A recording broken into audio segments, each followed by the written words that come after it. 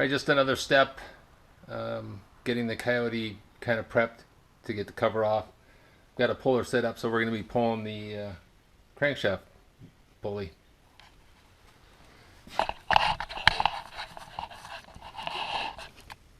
So I've got this set up. It's just basically a three-prong.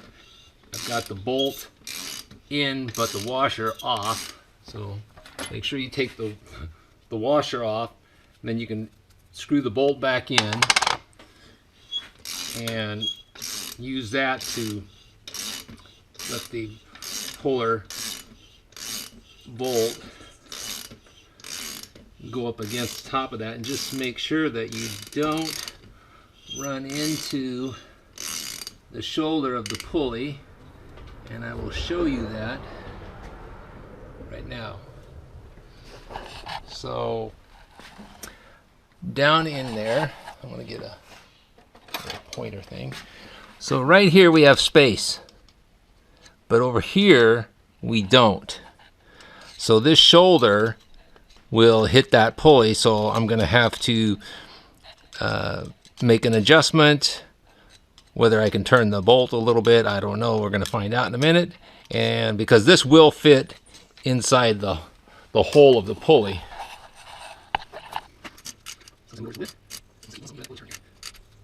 Basically, I'm just rolling the bolt a little bit to kind of reposition the threads and see if that will give me enough clearance.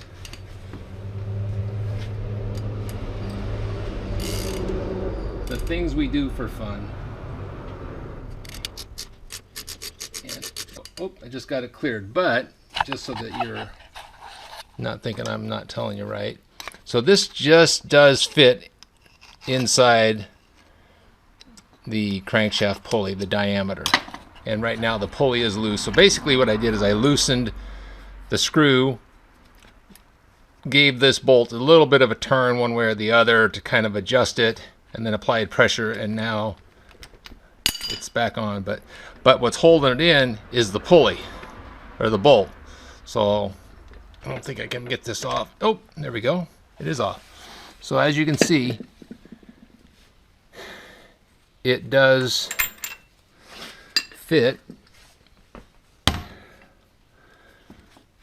inside here.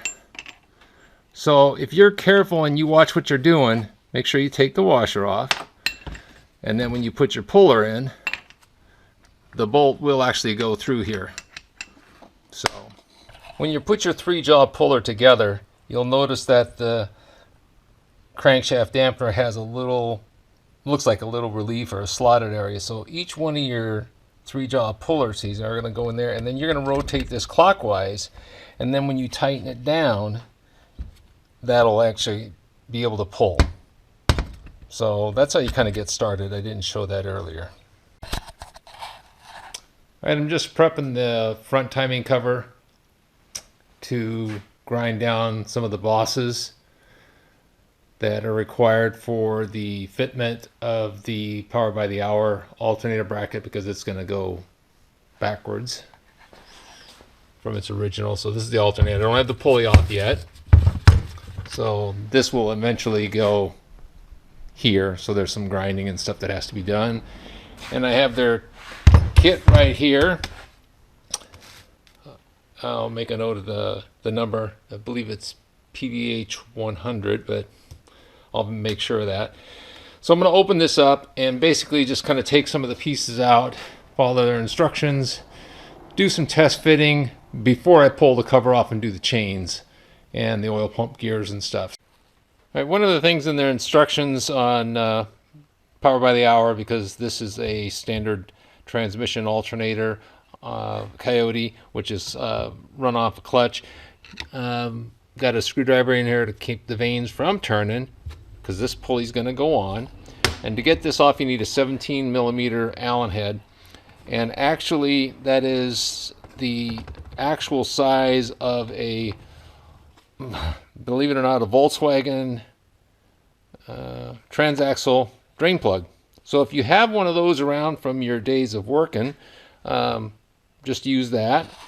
And I'm going to set this in here and let's hold this down.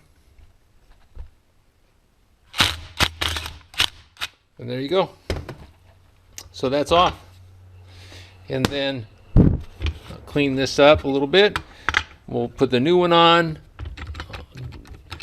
Take that out of the way. Put the new one on. Have the nut and lock washer, and then bolt that back down. So, and that's, I believe it was a 22 millimeter. So that's all there is to it. So the key here is, if you have a Volkswagen drain plug socket, you can use it, or you go out and get a 17 millimeter Allen head. All right, without boring everybody with the cutoff and grinding that had to be done, I went ahead and took this boss off here. Probably took about a 1/4 inch off here. This one was out about 1 inch, so basically it took about 7/8 of an inch off, and this is just enough to clear the pulley on the alternator. I left this one alone because I don't think it interferes, and their brackets have changed. So this cover is going to be ready to come off. I will do a test fit on the alternator just to kind of show you what it looks like, and then I'm going to go ahead and continue doing the teardown. All right, the first thing I did was pull the bolts and the retainer. There's a stud captured bolt over here for an extension. Took those out as required. These are the two shorter extensions, and this is the longer one. These are just in here finger tight right now, just so I can show you the fitment. This is the alternator again with the bracket on, and the spacer. This is a 185 spacer they want you to put on, which is part of their kit. And sometimes this bolt sticks, this captive nut that sticks in the alternator, it protrudes a little bit, and they say, you know, you have to move that back.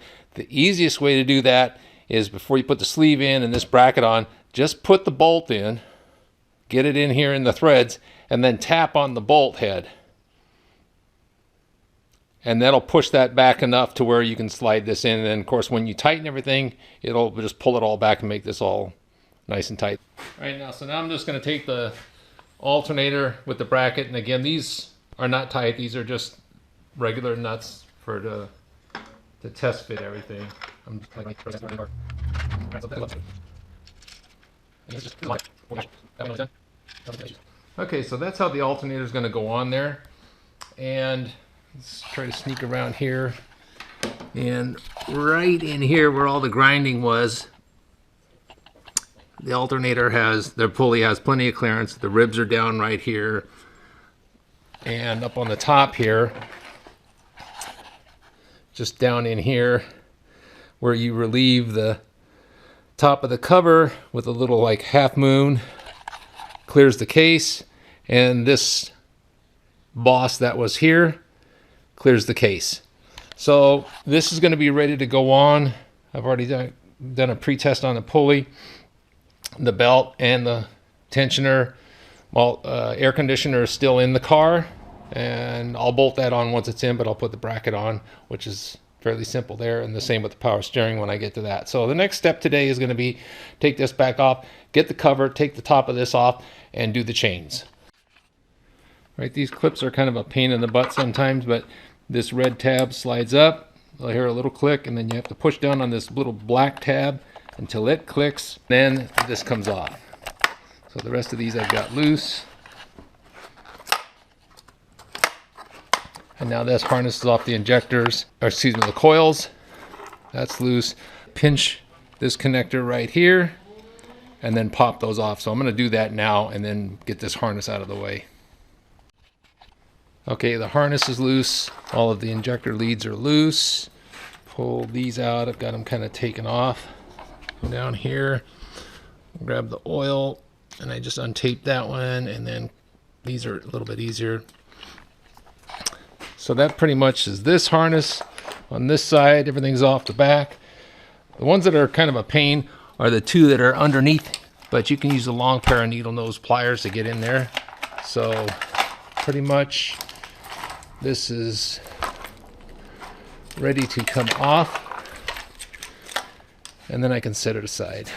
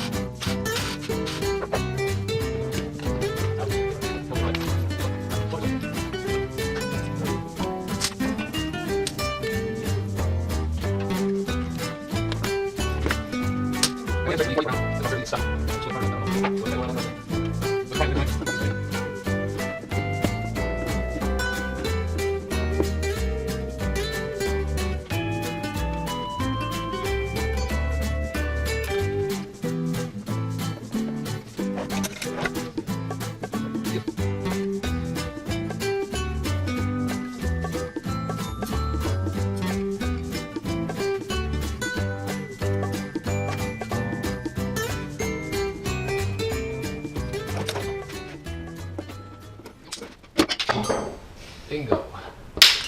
They are just stuck from heat. There we go. And I got the dipstick tube. So, cover's off.